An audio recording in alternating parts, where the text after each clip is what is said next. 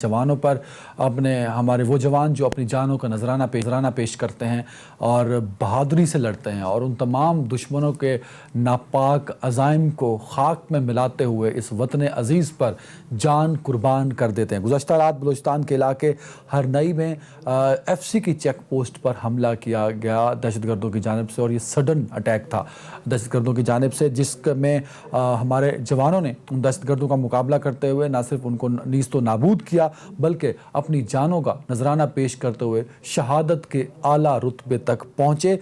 शहीद होने वाले जवानों में नायब सूबेदार गुलजार और सिपाही फैसल, सिपाही अब्दुल वकील, सिपाही शेर जमान, सिपाही जमाल, सिपाही अब्दुल रऊफ और सिपाही फ़कीर मोहम्मद हैं। ये कौम के वो सपूत हैं जिन्होंने दहशतगर्दों के नापाक अज़ाइम को खाक में मिलाया और वतन अज़ीज़ को महफूज बनाया। हमें फ़ख्र है अपने शहीदों पर, हमें फ़ख्र है अपने उन जवानों पर जो अपनी जानों की परवाह किए बग़ैर इस धरती की हिफाजत पर मामूर रहते हैं। वज़ीर आज़म ने इस हमले की मज़म्मत की और इस हमले की पुश्त पनाही की ज़िम्मेदारी भारत पर डाल दी, क्योंकि ढकी छुपी नहीं है। हमारे पास कुलभूषण यादव भी है, हमारे पास आज भी वो सबूत मौजूद है जो अजित देओल ने इकरारी बयान किया है, जिसमें इकबाल जुर्म किया है और माना है कि किस तरह लाहौर के अंदर रहते हुए वो पाकिस्तान में दहशतगर्दी कराते रहे और फिर आज तक वो बलूचिस्तान और कराची में दहशतगर्दी करवा रहे हैं। तो रॉ और हिंदुस्तान की पुश्त पनाही इन दहशतगर्दों को हासिल है, जिनका निशाना ख़ास तौर पर बलूचिस्तान है, क्योंकि बलूचिस्तान से गुजर रहा है CPEC, दुनिया का बेहतरीन और सबसे बड़ा प्रोजेक्ट। उस प्रोजेक्ट के बाद पाकिस्तान की इकॉनमी, पाकिस्तान की माशी हालात और पाकिस्तान के अंदर बेरोज़गारी ख़त्म हो जाएगी। और यही वजह है कि हिंदुस्तान नहीं चाहता कि CPEC मुकम्मल हो सके। CPEC को निशाने पर रखते हुए बलूचिस्तान को डिस्टेबलाइज करने की कोशिशें भारत की जानिब से मुसलसल की जाती हैं, लेकिन हमारी फोर्सेस भरपूर अंदाज से इन हमलों की का मुकाबला कर रही हैं। ये कोई नई बात नहीं है, गुज़श्ता 3 दहाइयों से बड़ी बहादुरी के साथ हमारी फोर्सेस इसका मुकाबला कर रही हैं और तकरीबन अब ये हमारे दुश्मन नाकाम हो चुके हैं और ये ख़ात्मा हो चुका है। लेकिन फिर भी कहीं ना कहीं दुश्मन सर उठाता है, जिसके लिए हमें फिर से मुत्तहिद होना है और उसके लिए मुल्क के अंदर पॉलिटिकल कंसेंसस का डेवलप होना बेहद ज़रूरी है, जो कि इस वक्त नहीं है। क्योंकि जब मैं आपसे बात कर रहा हूँ, कुछ देर पहले गढ़ी खुदाबख्श में मोहतरमा शहीद बेनज़ीर भुट्टो की बरसी थी और उस बरसी, क्योंकि हर साल वहाँ पे इकट्ठ होता है, पीपल्स पार्टी के जाले वहाँ पे इकट्ठे होते हैं और बेनज़ीर भुट्टो की शहादत के बाद उनकी रूह की इसाले सवाब के लिए दुआ की जाती है, तिलावत कुरान पाक की जाती है। लेकिन इस दफ़ा जलसे की ख़ास अहमियत ये थी कि बरसी को PDM के जलसे की शक्ल दे दी गई और PDM की तमाम लीडरशिप को मदऊ किया गया। मौलाना फजल रहमान साहब के अलावा तमाम लीडरशिप आज गढ़ी खुदाबख्श में मौजूद थी और उन्होंने खिताब भी किया। JUFA की जानिब से एक आला वफ्द, क़यादती वफ्द जो था, उसने शिरकत की। गफूर हैदरी साहब ने JUFA की जानिब से खिताब भी किया। मरियम नवाज़ साहिबा ने, बिलावल भुट्टो जरदारी ने और आसिफ जरदारी ने शदीद तनकीद का निशाना बनाया इमरान खान साहब की पॉलिसीज़ को और मौजूदा गवर्नमेंट को, और चैलेंज किया कि वो मौजूदा गवर्नमेंट के ख़ात्मे तक इस तहरीक को ज़ोर शोर से जारी रखेंगे और इस अज़्म का इजहार भी किया कि लॉन्ग मार्च होगा और वो इस्लामाबाद तक होगा। और जब तक उनके मुतालबात पूरे नहीं हो जाते, ना ही मरीम नवाज़, ना ही बिलावल भुट्टो और ना ही आसिफ जरदारी अपने मकसद से पीछे हटेंगे। तो इस पर बात करने के लिए मुझे 2 मुअज़्ज़िज़ मेहमान किया है। मेरे पहले मेहमान हैं मेजर जनरल रिटायर्ड एजाज़ अवान साहब। मेजर जनरल साहब, बहुत शुक्रिया वक्त देने के लिए। मेरे दूसरे मेहमान हैं सीनियर सहाफ़ी और एंकर पर्सन और तज्ज़ियाकार PJ मीर साहब। मीर साहब, बहुत शुक्रिया वक्त देने के लिए। मैं जनरल एजाज़ अवान साहब आपसे शुरू करना चाहूँगा। मुझे बड़ा फ़ख्र होता है जब मैं अपने शहीदों के बारे में बात करता हूँ। मुझे फ़ख्र और प्राउड इसलिए फ़ील होता है कि जब मेरे शहीदों का लहू बहता है तो दुश्मन को तकलीफ़ होती है सर। ये एक पहलू है, और एक पहलू हमारी पॉलिसीज़ का है, और एक पहलू उन तमाम फैक्टर्स का है कि किस तरह हम अपने दुश्मनों को काउंटर कर सकते हैं और कंट्रोल कर सकते हैं, ताकि मेरा बलूचिस्तान, मेरा पूरा पाकिस्तान, मेरे मेरे मेरे फोर्सेस के जवान महफूज हो सके sir. Ji, thank you very much. देखिए जी, पहली बात यह है कि जो जिस हादसे का आज हम जिक्र कर रहे हैं, मेरी तमाम तर दुआएं हैं उन शहादा के लिए और उनकी फैमिलीज़ के साथ माई सिंपथीज़, मैं उनसे कंडोलेंस करता हूँ। आपको फ़ख्र महसूस होता है, लेकिन मुझे उससे ज़्यादा साथ साथ दुख भी होता है अपने शहीदों को, इन अनमोल हीरो को इस तरह गंवा देने से। बात यह है कि जो कुछ ये हो रहा है जी, इस तरह होना नहीं चाहिए। یہ ہمارے جو باہمت جوان ہیں اس طریقے سے ان کے پوسٹ پر ریڈ ہونا اور اس طرح جانوں کا چلے جانا، ساتھ کا جام شہادت نوش کر لینا، یہ انتہائی افسوسناک بات ہے اور مجھے اس کا بہت دکھ ہے۔ یہ کہہ دینا کہ ہم اس کی اجازت نہیں دیں گے یا منسٹر کا یہ کہنا کہ اس کا ذمہ داری ہندوستان پر ہے، یہ کافی نہیں ہے۔ یہ 3 فولڈ اسٹریٹجی پہ جب تک ہم عمل پیرا نہیں ہوں گے، خدا نہ خواستہ اس طرح کے مظالم اور اس طرح کی دہشت گردی ہندوستان ہو یا جو بھی ہوسٹائل لوگ کر رہے ہیں وہ کرتے رہیں، ہمیں بڑھ کر ان ہاتھوں کو توڑنا ہوگا۔ ایک ہے اسٹریٹجی کہ آپ اپنے ڈیفنسو میئرز کو پورا لیں، جی اپنی انٹیلیجنس ایجنسیز کو، بیکاز پارشلی میری سمجھ کے مطابق یہ انٹیلیجنس فیلئر بھی ہے۔ کیوں اس طریقے سے ہمارے اوپر حملہ ہو گیا اور ہر حملے کے بعد کیشز تو آرمز کے نکل آتے ہیں، لیکن حملے سے پہلے ہمیں کیوں نہیں یہ کیشز برآمد ہو جاتے؟ تو یہ ایک طرح سے انٹیلیجنس فیلئر بھی ہے۔ دوسری طرف سے مکمل طور پر جو دفاعی اسٹریٹجی ہوتی ہے یہ نتائج برآمد نہیں کرتی، اس سے جنرل صاحب، نتائج نہیں ملا کرتے۔ جنرل صاحب، دشمن نے ہمارے خلاف دہشت گردی کی جنگ کا آغاز چند سالوں سے کیا ہوا ہے۔ سر جنرل صاحب، جب تک ہم اس کا بفٹنگ جواب نہیں دیں گے ایسا ہوتا رہے گا۔ جنرل صاحب، میں یہ سوال پوچھنے کی جسارت نہیں کر سکتا، لیکن میری مجبوری ہے یہ سوال پوچھنا آپ سے، اور اس لیے آپ سے پوچھنا ضروری ہے کہ میرے خیال میں جو ٹی وی سکرینز پر جتنے بھی ڈیفنس اینالسٹ آتے ہیں ان میں شاید واحد آپ شخص ہیں جو باقاعدہ ایک آپریشن کا حصہ رہے، جس نے باقاعدہ ایک آپریشن کو کمانڈ کیا، جو سمجھتا ہے انٹیلیجنس بیس آپریشنز کیا ہوتے ہیں، دہشت گرد کس طرح کام کرتے ہیں، دشمن کس طرح انفلٹریٹ کرتا ہے۔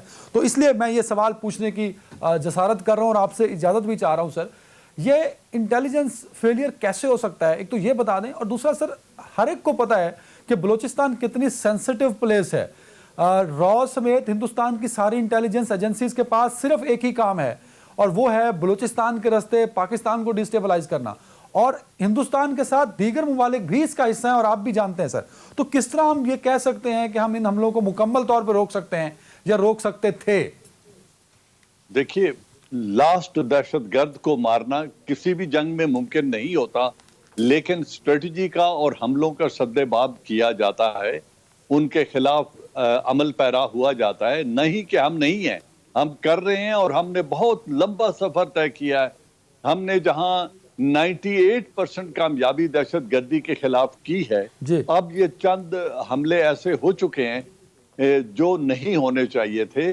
انٹیلیجنس فیلئر کی بات میں یوں کر رہا ہوں کہ دیکھو، جب ہمیں یہ پتا ہے کہ 66 کیمپس ہیں جو افغانستان میں انڈیا سپانسرڈ ہیں اور وہ ہمارے خلاف دہشت گردی کی پلاننگ کر رہے ہیں، اور یہ زمینی راستوں سے ہی داخل ہو کر آتے ہیں، ایک تو ہمیں اپنا ہیومن انٹیلیجنس کا نیٹ ورک وہاں پہ بڑھانا پڑے گا۔ جس علاقے میں خطرہ ہے وہاں کی ایفرٹ کو ڈبل اور ری ڈبل کرنا پڑے گا، تاکہ اس طرح کا حملہ ہونے سے پہلے، بیکاز میرا یہ ایمان ہے کہ 98% بلکہ 99% بلوچ محب وطن پاکستانی ہیں۔ اگر ان 98% کے یا 99% کے درمیان 1% مسکرینٹ دہشت گرد، وہ جو اپنی ضمیر فروشی کر چکے ہیں، اگر وہ موو کرتے ہیں، اگر وہ ویپنز لے کر آتے ہیں، اگر وہ اس طرح کے ہتھیار چھپا کے بیٹھے ہیں، تو ان کے اندر ہماری انٹیلیجنس نیٹ ورک کو اس طریقے سے کام کرنا چاہیے کہ وہ 99 محب وطن بلوچ ہمیں رپورٹ کریں اس سے پہلے کہ یہ مشکوک ایکٹیویٹی میرے گاؤں میں، میرے محلے میں یا میرے علاقے میں ہو رہی ہے۔ اس لیے میں کہہ رہا ہوں کہ ہمیں مکمل طور پر اس نیٹ ورک کو انرجائز کرنا ہے۔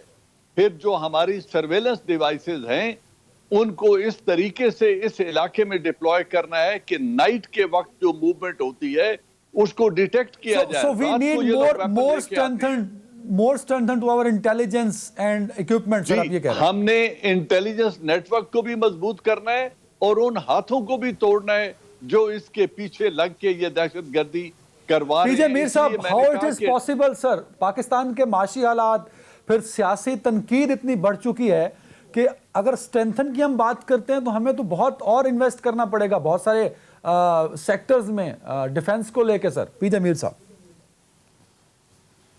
دیکھیں، جو جنرل صاحب نے ابھی بات کی ہے اسپاٹ آن۔ آپ یہ انٹیلیجنس فیلئر اگر آپ کہتے ہیں تو یہ کیوں ہے؟ بیکاز آپ کے پاس ریسورسز اتنے نہیں ہیں.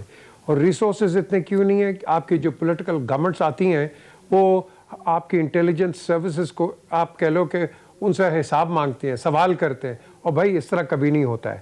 یہ جو انٹیلیجنس ہوتی ہے یہ آپ کا ایک وہ پلر ہے جو کہ آپ سو رہے ہیں تو آپ وہ جاگ رہا ہے اور وہ ہر چیز مانیٹر کرتا ہے. اب آپ کو زیادہ بالکل I totally agree with general صاحب, we need to put more finances, more resources with our intelligence agencies. یہ را نہیں کرتا, یہ ایف آئی اے, یہ سی آئی اے نہیں کرتی, ایف بی آئی نہیں کرتی, موساد نہیں کرتی, ہر بندہ ہر آرگنائزیشن کرتی ہے. ہم despite of all the shortcomings, our intelligence services are still a hell of a lot better than the others. But ہمیں جس طرح جنرل صاحب بات کریں, ہمیں امپرووائز کرنا ہے. We've got to move ahead with the times. ہمیں وہ پرانے اپریٹس نہیں چاہیے, ہمیں لیٹسٹ گیجٹری چاہیے, نائٹ ویژن کی اکوپمنٹ چاہیے کہ جس کے اندر آپ رات کو مانیٹرنگ کرتے ہو, بیکاز موومنٹ تو رات کو ہوتی ہے. تو اس لیے میں سمجھتا ہوں کہ جتنا زور اور جتنا ایفرٹ ہمیں چاہیے کہ اپنی لیکن میر صاحب جو اشارہ جنرل صاحب کر گئے نا سر, بڑی معذرت, جو اشارہ جنرل صاحب کر رہے ہیں نا کہ لوکل انٹیلیجنس کو بڑھایا جائے, اس کے لیے تو فنڈز چاہیے نا, تاکہ آپ کے پاس آپریٹر زیادہ ہوں, رپورٹرز زیادہ ہوں, آپ کا نیٹ ورک زیادہ سٹرونگ ہو. اس کے لیے تو انویسٹمنٹ چاہیے جو کہ شاید ہم نہیں کر پا رہے. عدنان, جی سر. عدنان, جب انگریز پاکستان چھوڑ کے گیا تھا تو کیا ہوا تھا کہ آپ کی ایک سی آئی اے ہوتی تھی جو کہ پولیس کا ایک فیکشن ہوتا تھا. وہ سی آئی اے کو ایک ایک چیز پتا ہوتی تھی. میں تو پنڈی میں رہتا تھا, رال پنڈی میں بڑا وہی بھی ہوں. وہ ایک ایک چیز سپاہی کو اور آپ کا جو سارجنٹ ہوتا تھا ہر چیز پتا ہوتی تھی کہ کون کس محلے میں کیا کر رہا ہے. آپ نے اس کو ڈسبینڈ کر دیا یا انفیکٹو بنا دیا. ہمیں چاہیے کہ آپ کے پاس جو ایک انفراسٹرکچر تھا اس کو تکڑا کرو اور آگے لے کے جاؤ. سول ڈیفنس کو آپ نے نہیں آگے بڑھنے دیا. آپ اس طرح کے جو ادارے ہیں, فائر بریگیڈ کو آپ نے اتنی ترجیح نہیں دی. ہمارے جو ڈیزاسٹر کے ایریاز ہیں انفارچونیٹلی ہم اس پہ کام نہیں کرتے تھے. ایک زمانے میں فائر ہائیڈرنٹس لگے ہوتے تھے ہر جگہ کے اوپر. اب پانی کی قلت ہے, وہ فائر ہائیڈرنٹس ہی نہیں ہے یہاں. تو میں سمجھتا ہوں کہ we've got to rethink and revise our policies, جس کے اندر ایک آپ کی ڈومیسٹک سیکیورٹی ہو اور آف کورس آپ کی نیشنل سیکیورٹی بھی ہو.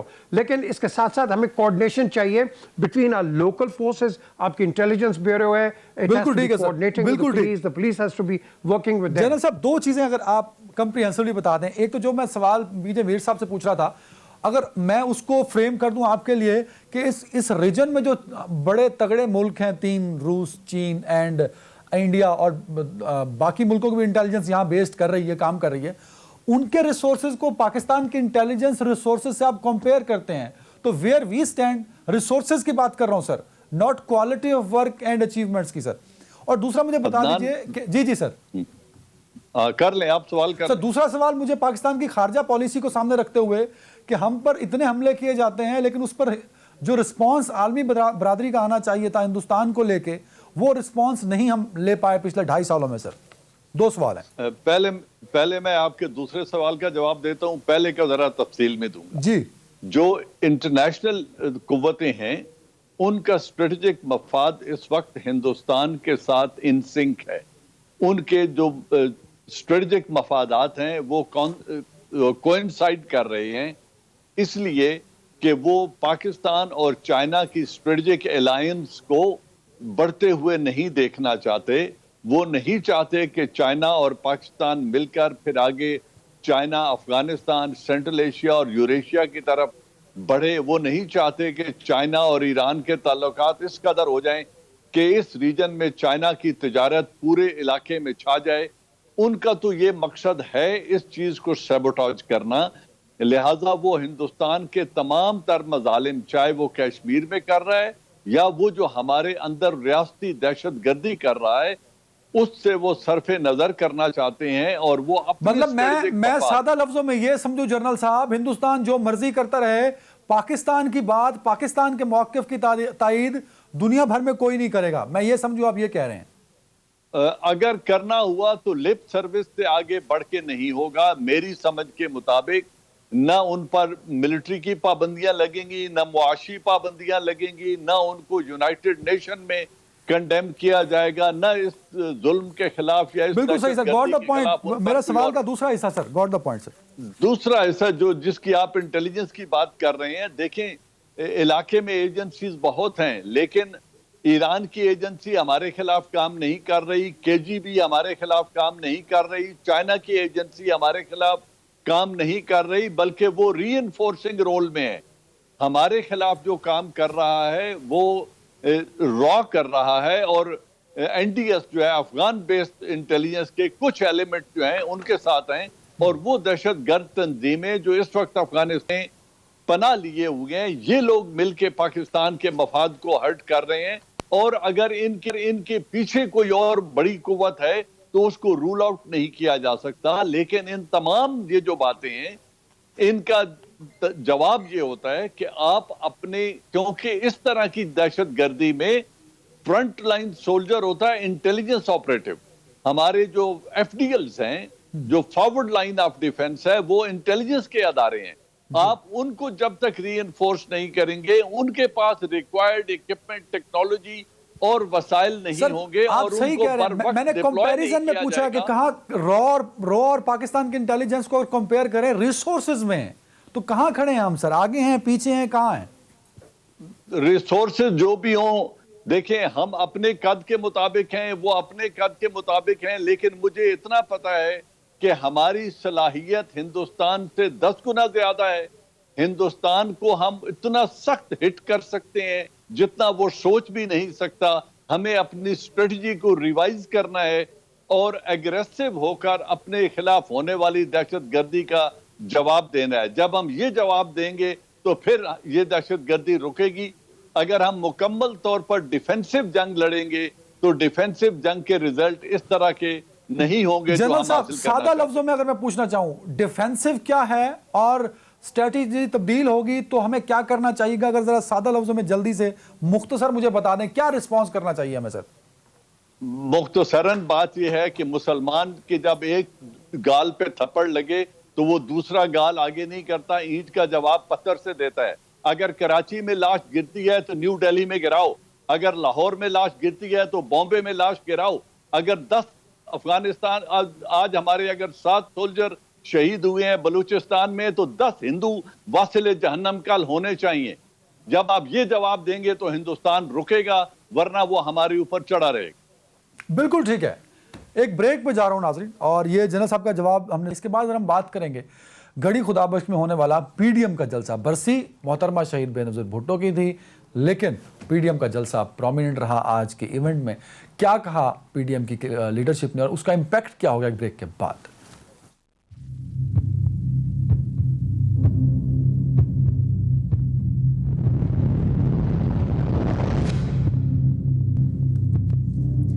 Welcome back. PJ میر صاحب، بلاول بھٹو کی سپیچ میں محترمہ شہید بے نظیر بھٹو کے ویژن کی بات کی گئی. انہوں نے جس مقصد کے لیے شہادت دی اس مقصد کی بات کی گئی.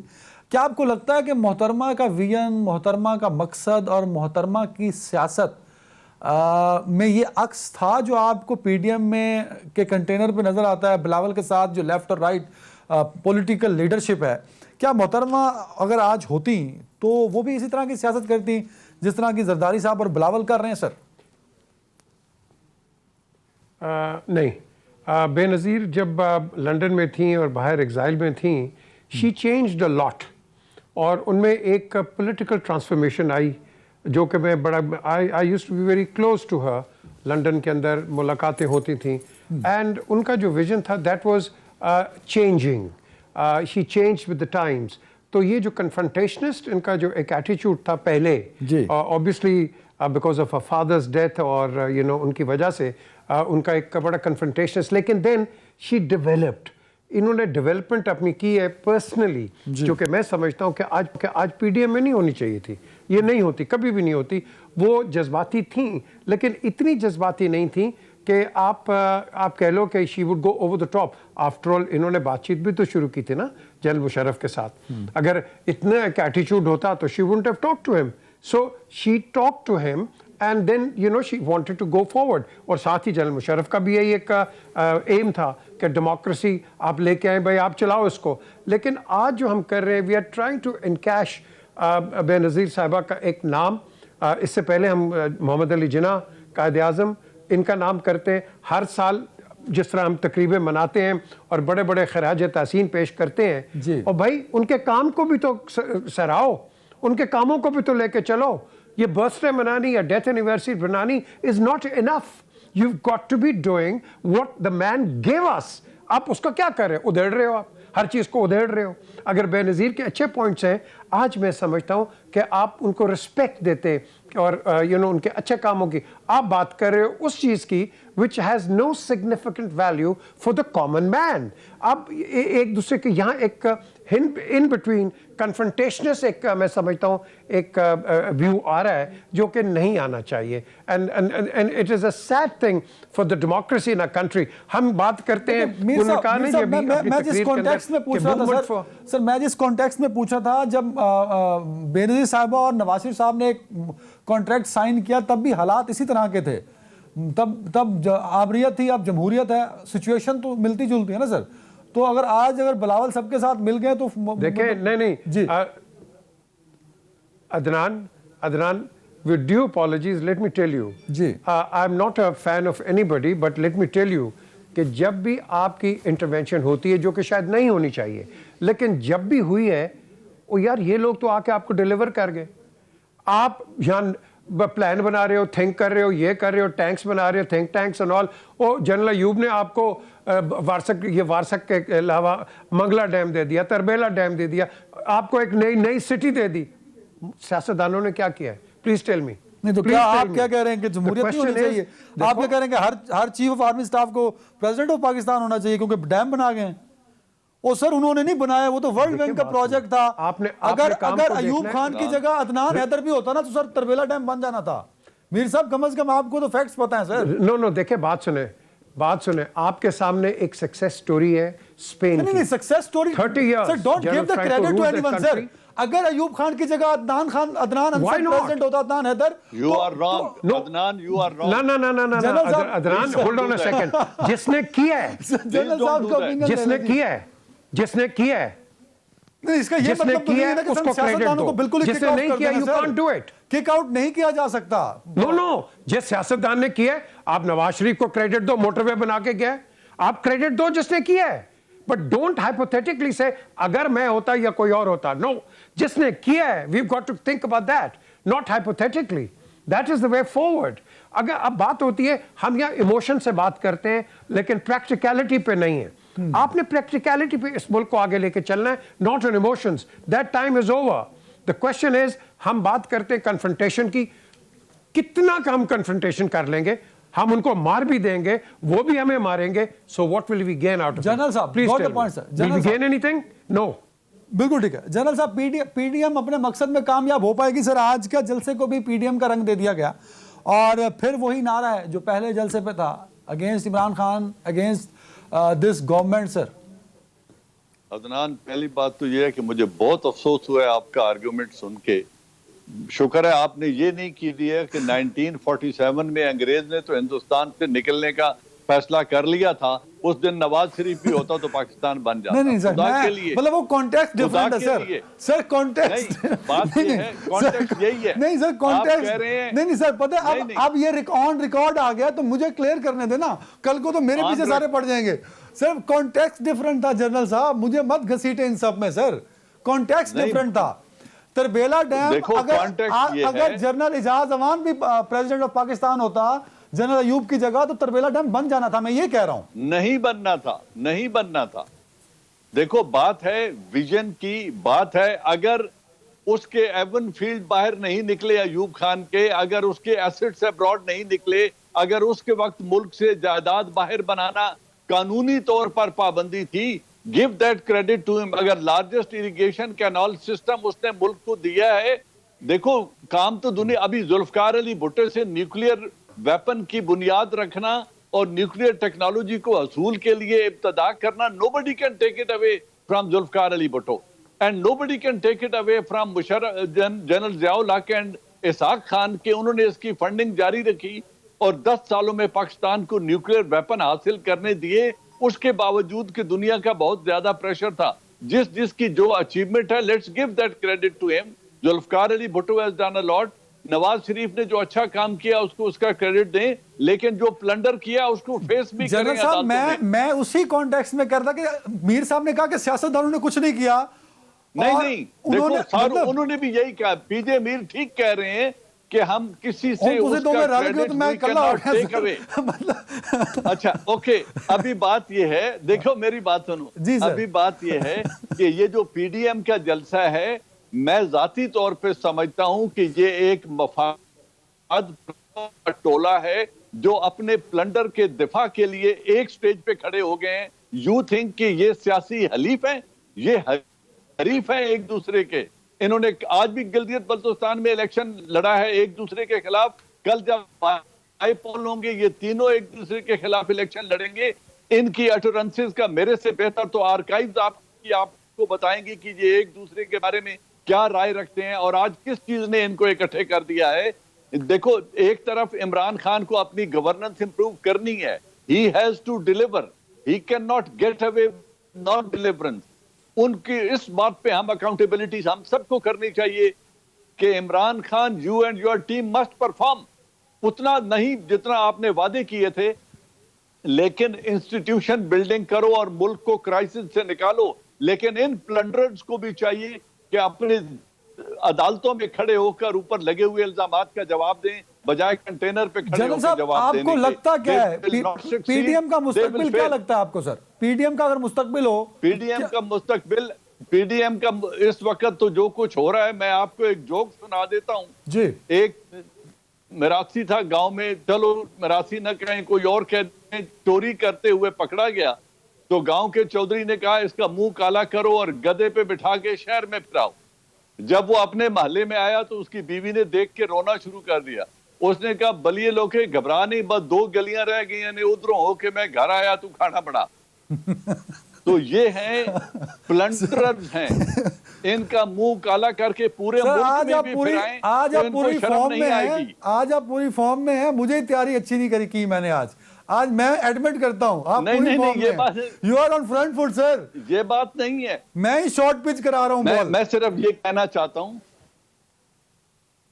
मैं सिर्फ ये कहना चाह रहा हूं जी कि देखें, जो लोग इस वतन की खिदमत, ना मैं, ना आप, ना पीजे मीर, ना XYZ, कोई एहसान नहीं कर रहा पाकिस्तान पे जी। ये अल्लाह का एहसान है कि हम इस आजाद वतन में पैदा हुए। हमारी वफादारियां इस मिट्टी के साथ होनी चाहिए, हमारी वफादारियां पाकिस्तान के साथ होने चाहिए। नारा पाकिस्तान जिंदाबाद का लगना चाहिए। और जिसने, वो मिलिट्री जनरल हो, जज हो, या पॉलिटिशियन हो, या जर्नलिस्ट हो, जिसने पब्लिक ऑफिस होल्ड करके इस मुल्क को प्लंडर किया है, उनकी खाल उतारें, उनको अदालत में खड़ा करें और उनसे हिसाब लें। बिल्कुल हिसाब होना चाहिए, बिल्कुल आप सही। लें, अवाम लें, कोई भी ले, मीर साहब, और उनको अपनी जमीन के मुताबिक अदालत में खड़े होकर जवाब देना चाहिए। बिल्कुल ठीक है बजाय मीर साहब। कहने के कि मैं चाहूंगा धजियां बखेर दूंगा, ऐसा नहीं होता। मीर साहब, मैं चाहूंगा पीडीएम का अगर आपसे जवाब मैं चाहूं कि अगला प्लान एग्जीक्यूट करेंगे तो नतीजा क्या होगा, लेकिन उससे पहले मैं चाहूंगा इस कॉन्टेक्स्ट का सर आप जरूर ख्याल रखें कि अगर मैं इमरान खान साहब की पिछले तकरीबन 2.5 साल की गवर्नमेंट गुजर चुकी है सर, उसमें उन्होंने डिलीवर क्या किया है, और तो फिर उस पर भी मुझे शर्मिंदगी होती है सर। तो और अवाम मुंतजर थी नए पाकिस्तान की, नए पाकिस्तान में कुछ नहीं है सर, वो पुराने को वापस मांग रहे हैं।